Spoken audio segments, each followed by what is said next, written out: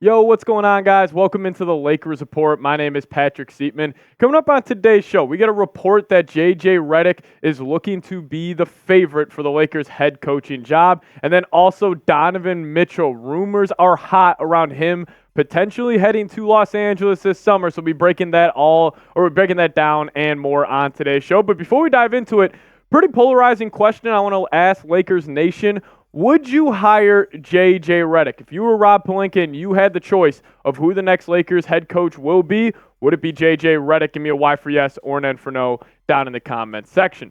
So we did get this major report this morning that JJ Redick is viewed as the leading candidate for the Lakers head coaching position. This actually comes from Dan Woike, who is a writer for the Los Angeles Times, and he covers the LA Lakers. But this is what he had to say. He said, "But despite what the Lakers are saying, many around the league view Redick as the favorite and offered varying levels of approval." Carried on to say, some see Redick as a bright, analytically driven basketball mind with a top understanding of the game and excellent communication and presentation skills. And listen, JJ Redick by far would be the most polarizing choice for the Lakers head coach. He is young. He was just in the league a couple of years ago. And plus, he has a podcast with LeBron James. You know, some people will view that as favoritism on why JJ is the leading candidate for the head coaching job right now. But I think this would be a either boom or bust choice for the Lakers head coaching position. But by far none. He would be the most polarizing choice to be the Lakers' next head coach. Woike also continued to write that he said, some wonder if Redick's business relationship with LeBron James would poison his ability to connect with the rest of the locker room. An opinion prominently voiced on television by Udonis Haslem. Others see nothing but inexperience and view the Lakers' job as a disaster waiting to happen, even for experienced coaches. Never mind someone moving from the broadcast booth to find his first coaching job. Part of what's driven the expectation Redick will get the Lakers' job is a belief that he will have incredibly strong interviews, according to sources discouraged from discussing personnel moves for competitive reasons. And my take on JJ Redick heading to the Lakers, I think there's a great point risen by Udonis Haslem that maybe it could be a poison in the locker room with his relationship with LeBron James. I totally understand that. But if I want to take an optimistic view on Redick becoming the next head coach for the Lakers, the optimistic view would be he is well respected on social media by players, by fans, by also other media members,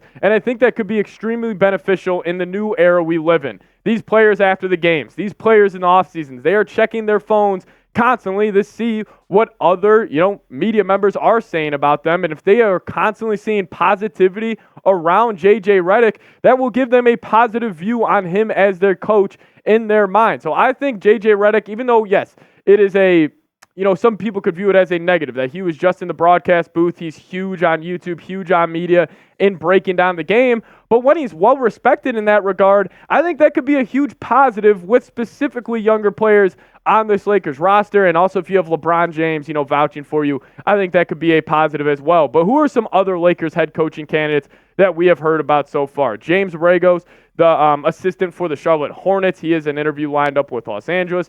David Edelman for the Denver Nuggets, also an assistant there. Sam Cassell, we'll get more into him here in a second. He's been reported to be interviewing for the Lakers. And then Micah Nori, the assistant for the Timberwolves, more famously noted as the coach that is filling in right now on the sidelines for Minnesota during this Western Conference semifinal versus the Denver Nuggets. But out of these four, if it's not JJ Redick, I think Sam Cassell would be my top choice for the Lakers head coaching job. Frankly, he is well respected by players. His videos in the offseason of him training these guys, specifically guards in the NBA, have kind of gone semi-viral, and he is well respected amongst players and media members. So I think Sam Cassell could step in there, kind of grab the pulse of the locker room and be endorsed by the top players on the team like LeBron, like Anthony Davis, and also him playing in the league, I think helps a roster like the Lakers where, I think you got to have some validity to what you say in that locker room, and I think being a former NBA player definitely helps that. But if you guys want the best Laker coverage this offseason long, we will be your go-to YouTube channel. So hit that subscribe button if you want the best Lakers coverage out there, and also stay up to date around this head coaching search around JJ Redick. Make sure you guys do hit that sub button and lock us in. So we did get a new report out there that Donovan Mitchell grew frustrated with younger Cavs teammates. That sounds very similar to a player on the Lakers roster like LeBron James, how he gets frustrated with younger teammates. What does that mean for Los Angeles? We'll get to that here in a second. And coming up, we would just break down the latest around Donovan Mitchell and the Lakers. But first off, guys, I want to tell you guys about today's presenting sponsor, and that is Prize Picks. If you guys download the Prize Picks app and use promo code CLNS, we will match your first deposit up to $100. And the Knicks and the Pacers are taking off tonight in a big-time Game 6 matchup, and I already created my lineup for the evening slate of games, and I'm taking the more on Alec Burks points at 10.5, more on Dante DiVincenzo, 17 points. Obi Toppin, I'm going to fade him. I'm going to take the less on his 9.5 points. And then Tyrese Halliburton, I think he's going to get it done in the playmaking department tonight, so I'm going to take the more on 8.5 assists for him. But hey, fade my picks, ride my picks. We just ask you guys do it at Prize Picks. PrizePicks.com/CLNS. And when you guys use that promo code CLNS, when you're making your first deposit into your account, we will match it up to $100. Prize Picks is daily fantasy sports made easy.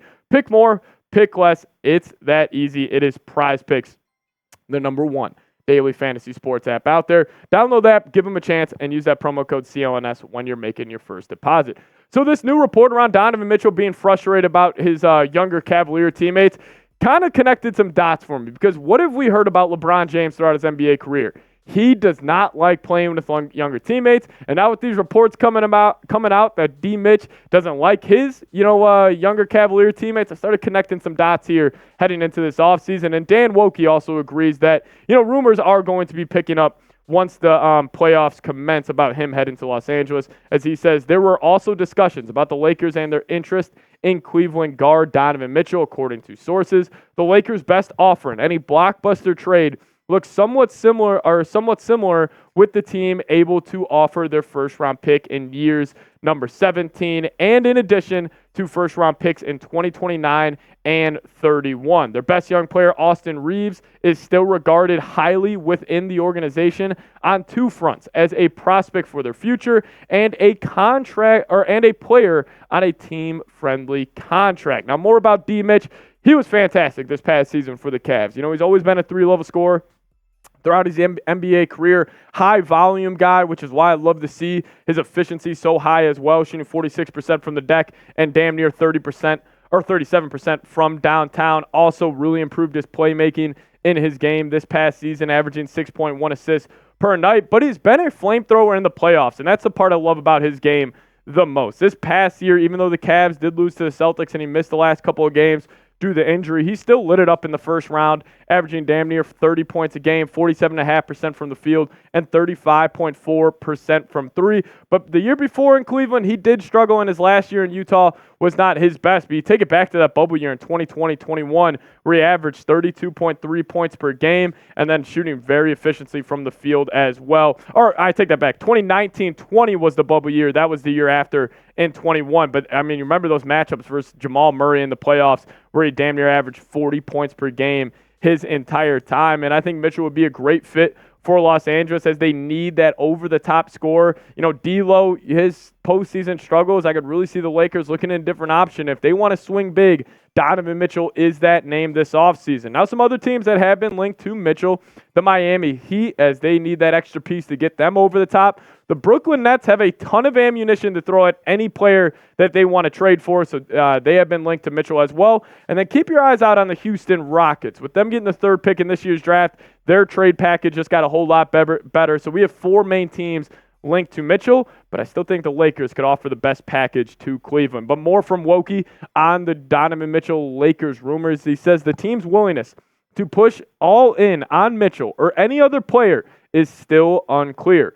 Other options include using draft picks in non-blockbuster deals to try to improve around the margins. With Dallas's acquisitions of Daniel Gafford and PJ Washington provides real-time examples of how non-superstar transactions can make a meaningful and immediate impact. Now, taking the Dallas Mavericks route is extremely interesting, because did they go all in and trying to get that third superstar? No, they traded for a guy like Gafford, a guy like PJ Washington. If you guys haven't been watching the Mavs this postseason, both those guys have been fantastic. More specifically, PJ Washington.